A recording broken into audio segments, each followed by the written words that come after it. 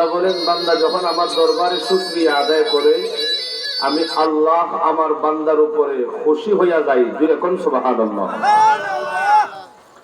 তাই সেই মহান রবকে খুশি করার লক্ষ্যে মনের সবটুকু আবেগকে উজাড় করে, গলার সবটুকু আওয়াজকে বিলীন করে উচ্চ আওয়াজে একবার বলি আলহামদুলিল্লাহ। আরো জুড়ে বলি আলহামদুলিল্লাহ। মুআজ্জাজ হাজিরিন, ভূমিকায় সময় না কাটিয়ে আমি সরাসরি তেলাওয়াতকৃত আয়াতের আলোচনায় ঢুকতে চাই। এর আগে আমি আপনাদের কাছ থেকে জানতে চাই, আজকের এই মাহফিলের আয়োজন করায় আপনাদের এই পাড়া মহল্লার যত মানুষ আছেন সবাই খুশি না বেজার? কিন্তু আপনাদের উপস্থিতি দেখে মনে হইতেছে যারা এখনো বাহিরে আছেন ওনারা মনে হয় এই মাহফিলের উপরে রাগ হয়ে আছেন। আমি মুসাফির মানুষ, সুদূর সুনামগঞ্জ থেকে আপনাদের বিবাড়িয়া এই জয়দর কান্দি পর্যন্ত এসেছি দিনের দাওয়াত দিয়া। আর আপনারা যদি এই পাড়া মহল্লায় থেকে মাহফিলের ভিতর পর্যন্ত না আসেন, বলেন তো আমি কি কষ্ট পাবো না খুব বেশি খুশি হব? কষ্ট পাওয়াটাই স্বাভাবিক। খাওয়াইছেন কিন্তু ভালো খাবার খাইছে, যাওয়ার সময় কিন্তু হাদিয়াও যেমন লাগবো, হাদিয়া ছাড়াও যাইতাম না। কিন্তু এই হাদিয়া খাওয়ান তখন সবকিছু মিলাইয়া যেই পরিমাণ খুশি হবো, এর ভিতরে দিয়া যদি এই মাহফিলের প্যান্ডালটা পুরোটা মানুষে বইরা যায়, এর চাইতে হাজারো কোটি গুণ বেশি, হাজার কোটি গুণ বেশি আমি খুশি হব। এই জন্য যে সমস্ত মুরব্বী চাচারা, যুবক ভাইয়েরা এখনো মাহফিলের বাহিরে আসছেন, মেহেরবানি করে আপনারা মাহফিলের প্যান্ডালের ভিতরে সৌন্দর্য রক্ষা করেন, সবাই ভিতরে চলে আসেন। আল্লাহ যেন আসার মতো তৌফিক দান করেন। সবাই বলেন আমিন। ওই মাহফিলটা অত্যন্ত দামি একটা মজমা। আল্লাহর রাসূল সাল্লাল্লাহু আলাইহি ওয়াসাল্লাম বলেন, এটা জান্নাতের বাগান। এখানে সরাসরি আল্লাহর পক্ষ থেকে রহমতের সকিনা নাজিল করা হয়। শুধু এখানেই শেষ না ভাই, আপনার আমার সমাজে যারা চেয়ারম্যান হয়, মেম্বার হয়, এমপি হয়, মন্ত্রী হয়, প্রধানমন্ত্রী হয়, সরকারি লোক চাকরিজীবী যারা হয়, তাদের দারোয়ান বডিগার্ড আছে না নাই? আর জুড়ে কোন আছে না? না, আমরা তো সহজ সরল মানুষ, গ্রামের মানুষ, আমাদের বডিগার্ড নাই। আল্লাহ কয়, বান্দারে তোমরা যদিও মনে করো তোমাদের বডিগার্ড নাই, কিন্তু দুনিয়ার এমপির বডিগার্ড যে হয় 150 টাকা 100 টাকার খাতিরে এমপির রাস্তার মধ্যে বিক্রি করে যাবে। কথা সত্য না মিথ্যা? 100 টাকা ঘুষ দিলে এমপির রাস্তার মধ্যেই বিক্রি করে দেয়। কোটি টাকা দিয়ে দিলে এমপির মারার জন্য সে প্রস্তুত হয়ে যায়। আল্লাহ বলে, ও দুনিয়ার ইমানদার বান্দা আর বান্দিরা, তোমাদের জন্য আমি আল্লাহ এমন একটা স্পেশাল ফোর্সকে বডিগার্ড হিসাবে নির্ধারণ করে দিয়েছি, দুনিয়ার কেউ চাইলেও তাদেরকে কোটি টাকা দিয়ে খরিদ করতে পারবে না। জোরে বল সুবহানাল্লাহ। এমন একদল বডিগার্ড খরিদ তো করবে দূরের কথা, ওদেরকে দেখাই যায় না, তাহলে খরিদ করবে কিভাবে? আল্লাহর রাসূল বলেন, ও দুনিয়ার ইমানদার উম্মতেরা শোনো, তোমরা যখন মাহফিলের প্যান্ডালের ভিতরে চলে আসো, আল্লাহর পক্ষ থেকে স্পেশাল একটা দলকে পাঠানো হয়, তারা মাহফিলের চতুর্পাশ ঘেরাও করে বসে থাকে। জোরে বল সুবহানাল্লাহ। এখানেই শেষ না, আল্লাহর পয়গম্বর বিশ্ব নবী রাহমাতুল লিল আলামিন বলেন, এই স্পেশাল ফোর্সের নাম হলো ফেরেশতা। জোরে বল সুবহানাল্লাহ। ফেরেশতাদেরকে আল্লাহ এই চতুর্পাশ দিয়া ঘেরাও করে দাঁড় করায় রাখে। আর ওই ফেরেশতাদের দল একজনের কাঁধের উপর আরেকজন দাঁড়ায়, আরেকজনের কাঁধের উপর আরেকজন দাঁড়ায়। দাঁড়াইতে দাঁড়াইতে এক পর্যায়ে ফেরেশতাদের লাইন আল্লাহর আরশ পর্যন্ত পৌঁছিয়া যায়। ফেরেশতাদের লাইনটা যখন আল্লাহর আরশে গিয়ে পৌঁছায়, আল্লাহ ফেরেশতাদেরকে ডাক দিয়া বলে, ও ফেরেশতারা, দুনিয়ার যেই জায়গা থেকে তোমরা আমি আল্লাহর আরশ পর্যন্ত লাইনটা ধরে আসলাম, আমি তো তাকায় দেখতেছি ওই জায়গায় আমার কিছু বান্দা ঠান্ডাকে অপেক্ষা করে, আরামের বিছানাকে হারাম করে মাটির মধ্যে বসে আছে। ওই সমস্ত বান্দারা কেন বসে আছে, আর এই বসার দ্বারা তারা আমি আল্লাহর কাছে কি চায়? ও ভাই, আমরা কি চাই এটা আমার আল্লাহ জানেন কিনা? জানেন। এরপরেও ফেরেশতাদেরকে জিজ্ঞাসা করেন, ও ফেরেশতারা, আমার বান্দারা কি চায়, ওই জায়গায় বসে ওরা কি করে? ফেরেশতারা ডাক দিয়া বলে, আল্লাহ গো, আপনার বান্দারা ওই জায়গায় বৈশা আপনি মাওলার সম্মান গায়, আপনার নবীর সম্মান গায়, জান্নাত জাহান্নাম নিয়ে আলোচনা করে, আপনি মাওলার জিকির আজকার করে নবীর উপরে দুরূদ পাঠায়। আল্লাহ ডাক দিয়া কয়, তারা এই জায়গায় বসে এই সমস্ত কাজগুলা করে কারণ কি, তাদের উদ্দেশ্যটা কি? ফেরেশতারা ডাক দিয়া বলে, আল্লাহ গো, আপনার বান্দারা এর বিনিময় হিসাবে পরকালে জান্নাত চায়। সুবহানাল্লাহ।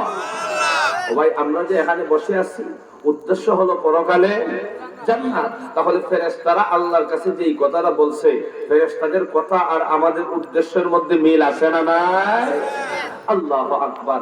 এমনিতেই আল্লাহ রাব্বুল আলামিন ফেরেশতাদেরকে ডাক দিয়ে বলেন, হে আমার ফেরেশতারা, আমার বান্দারা ঠান্ডার মধ্যে মাটির মধ্যে বসে আছে, ঠান্ডাকে অপেক্ষা করে আরামের বিছানাকে হারাম করে দিয়েছে।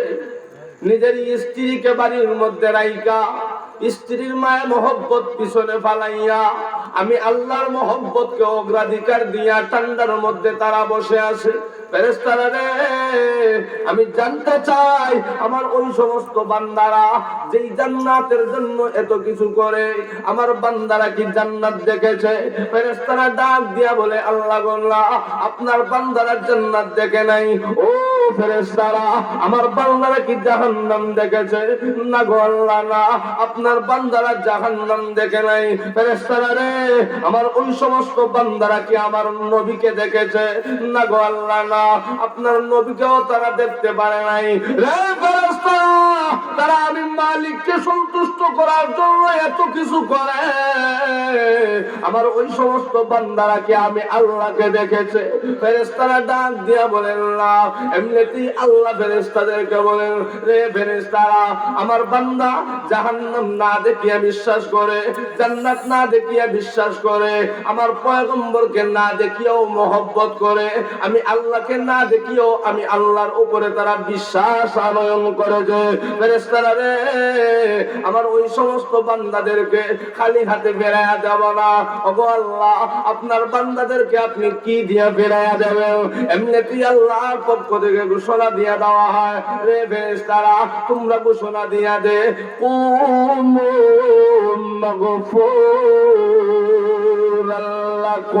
আমার যেই সমস্ত বান্দারা এই মজমার আখিরি মুনাজাত পর্যন্ত এই জায়গায় বসে আখিরি মুনাজাতে হাত উঠাইয়া চোখের পানি ফালাইয়া নিজের জিন্দেগীর গুনাহগুলোকে স্মরণ করে আমি আল্লাহর কাছে মাফ চাইবে, আমি আল্লাহ আমার ওই সমস্ত বান্দাদের জিন্দেগীর সব গুনাহ মাফ করে দিব। বুঝে থাকলে বলুন, এই মাহফিলে আসা বসার মধ্যে ফায়দা আছে না নাই? এই ফায়দাটা কি বাহিরে থেকে পাওয়া যাইব? সীমাটাকে তুই স্টেজের ভিতর পর্যন্ত। পেয়ারে হাজিরিন, আল্লাহ যেন আমাদের বাহিরে যে সমস্ত বাচ্চা ছাড়া এখনো বসে আছে, যুবক ভাইয়েরা আছেন, আমরা আমাদের জিন্দেগীর গুনাহ মাফ করামো, আর তারা জিন্দেগীর গুনাহ নিয়ে আল্লাহর সামনে দাঁড়াইবে, এটা তো আমরা মুসলমান হিসাবে সহ্য করতে পারি না। কথা ঠিক নেবে? ঠিক। তাই তাদের মহব্বত অন্তরের মধ্যে নিয়ে আমরা তাদের জন্য আল্লাহর কাছে দোয়া করি, আল্লাহ যেন তাদেরকেও আমাদের সাথে শরীক করে কবুল করে নেন। সবাই বলেন আমিন। প্রিয় হাজিরিন, আসুন আমি আপনাদের সামনে মহাগ্রন্থ আল কোরআন থেকে একখানা আয়াতে কারিমা তেলাওয়াত করেছি। আয়াতের মধ্যে আল্লাহ রাব্বুল আলামিন বলেন, ইন্নাল্লাযীনা ক্বালু রাব্বুনাল্লাহ সুম্মা ইসতাকামু তাতানাজ্জালু আলাইহিমুল মালায়েকা আল্লা তাখাফু ওয়া লা তাহজানু ওয়া আবশিরু বিল জান্নাতিল্লাতী কুনতুম তুআদুন। আল্লাহ বলেন, ও দুনিয়ার মানুষেরা, নিশ্চয় যারা আমি আল্লাহকে রব হিসাবে স্বীকার করে, ইন্নাল্লাযীনা ক্বালু রাব্বুনাল্লাহ, যারা আমি আল্লাহকে দুনিয়ায় রব হিসাবে স্বীকার করব, এখানেই শেষ না। আল্লাহ বলেন সুম্মা ইসতাকামু, এরপরে যারা এই রব স্বীকারোক্তির উপরে মরণ পর্যন্ত যারা অটল অবিচল থাকে, তাদের জন্য পুরস্কার।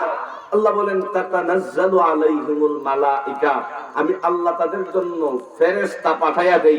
এখন কথা হলো, ফেরেশতা কি দুনিয়াতে আসে না আখিরাতে আসে? আল্লাহ বলেন ফেরেশতারা তাদের জন্য দুনিয়াতেও পাঠাই, আখিরাতেও পাঠাবো। এখন সুবহানাল্লাহ। এখানেই শেষ না। আল্লাহ বলেন আল্লাহ তাখাফু ওয়া লা তাহজানু, তাদের দুনিয়াতেও চিন্তা নাই, পরকালেও তাদের কোনো পেরেশানি নাই। আমি আল্লাহ তাদের জন্য সুসংবাদ দিয়ে দিলাম। কিসে? বলে বিল জান্নাতিল্লাতী কুনতুম তুআদুন, ওই জান্নাতের, যেই জান্নাতের ওয়াদা আমি আল্লাহ আমার বান্দার সাথে করেছি। চিল্লায়ে এখন সুবহানাল্লাহ। প্রথম কথাটা হলো আল্লাহকে রব হিসাবে স্বীকার করা। দ্বিতীয় কথা হলো ওই রব স্বীকারোক্তির পরে ওই স্বীকারোক্তির উপর মরণ পর্যন্ত অটল আর অবিচল থাকা।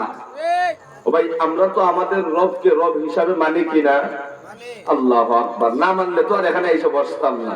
কিন্তু কথা হলো, দ্বিতীয় কথাটা হলো আসল কথা, কঠিন কথা, যে সুম্মাস্তাকামু, রবকে রব হিসাবে মানার পরে ওই কথাটার উপরে মরণ পর্যন্ত অবিচল থাকা।